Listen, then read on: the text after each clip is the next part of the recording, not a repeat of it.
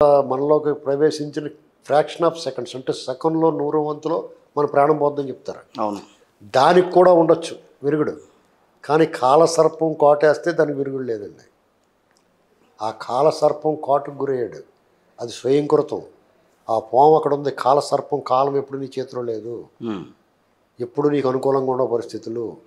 అయినా సరే నిన్ను ప్రేమించిన మనుషులను ఇంత వేధించకూడదు. ప్రజాకంటక పరిపాలన అందించిందని శిక్ష ప్రకృతి విధిస్తుంది, ప్రజలు శిక్షించారు, నెక్స్ట్ ప్రకృతి కూడా శిక్షిస్తుంది. నువ్వు ప్రకృతిని కూడా ఇబ్బంది పెట్టావు, నువ్వు ప్రకృతిని కూడా హింసించావు. చెట్లు కొట్టేసావు, పరదాలు కట్టించేసావు, రోడ్లు తవ్విచ్చేసావు. నిన్న పోలవరం గోదావరి గర్భాన్ని తవ్వేసావు నువ్వు ఇసుక వల్ల. నిన్న పోలవరం సందర్శనకి వెళ్ళినప్పుడు బాబు గారు అదే మాట్లాడుతున్నారు. ఋషికొండను తవ్వి తొలిచేసావు. అవన్నీ కూడా వాటికి జీవం ఉంటే ఎంత విలవిల్లాడిపోతాయండి. అవును కదా. నిన్న పోలవరం పర్యటనలో అంతా అయిన తర్వాత మాట్లాడుతూ ఆయన అదే అన్నారు, నేను వస్తానంటే ఒక కార్పెట్ వేసావు అంతే అంతే అంతే, నేనేం అది కూడా వేయద్దని అన్నారు ఆయన. నేనేం పరదాలు కట్టించుకోవాలా, చెట్లు కొట్టించేలా ఈ ప్రాంతంలో ఎక్కడ అసలు అది అంటే అవన్నీ వికృత పోకళ్ళు కదా. ఇంకా అంటే నేను ఇప్పుడు ఎందుకు చెప్తున్నానంటే జగన్మోహన్ రెడ్డి నథింగ్ అయిపోయాడు అవుట్. నేను ఎందుకు చెప్తున్నానంటే ఇది ఒక వైరస్. ఆంధ్రప్రదేశ్ కానీ తెలుగు వాళ్ళు ఎవరైనా సరే వీళ్ళు వాళ్ళ జీవితం వాళ్ళ బతుకు బతకాలనుకుంటే, వాళ్ళు సక్రమంగా వాళ్ళ భవిష్యత్తు బంగారం అవ్వాలన్నప్పుడు ఇటువంటి వైరస్లు ప్రభుత్వం ఎవరైనా రావచ్చు. ఎస్, ఇలాంటి వైరస్లు మాత్రం నివారణ ఉండాలి, చికిత్స చేసేయాలి, అవాయిడ్ చేసేయాలి. ఇప్పుడు జగన్మోహన్ రెడ్డి అనేటువంటి వాడు ఒక అంతు చిక్కని రోగం అంటాడు. ఆంధ్రప్రదేశ్ పట్టింది. వాళ్ళేమో దయ్యాలు భూతాలతో పోలుస్తున్నారు. దయ్యాలు భూతాలతో పాటు అది అంతుపట్టని వ్యాధి లాంటిది. దాన్ని ప్రజలందరూ కూడా ఒకేసారి తోసేశారు బయటికి.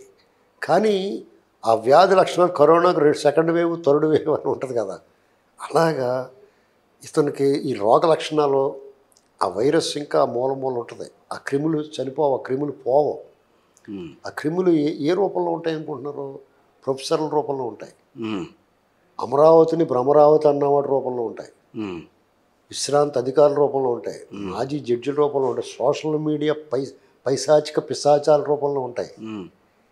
నిన్న మొన్న ఒకటి మాట్లాడుతున్నాడు టీవీలో, చంద్రబాబు నాయుడు గారిని లేపేస్తాం, రేవంత్ రెడ్డి గారిని జమాటో బాయ్ ఇలాంటి మాట్లాడుతున్నాడు. అలాంటి అవన్నీ వికృత రూపాలు, వైరస్. ఈ వైరస్ని ఏం చేయాలి?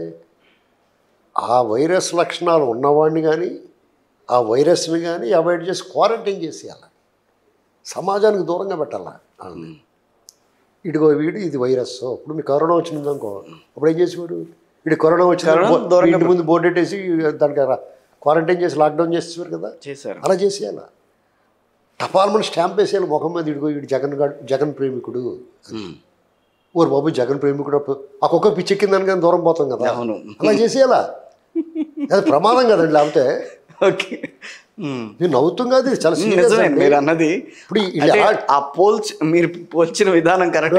ఎలాంటి మనస్తత్వం కాకపోతే పాడికొండను పగలగొట్టిన వాడిని మీరు ఎలా క్షమిస్తారు? ఇప్పుడు ఇంకా 39% మంది అలాంటి భావజాలంతో ఉన్నారంటే వాళ్ళందరూ చికిత్స అవసరం.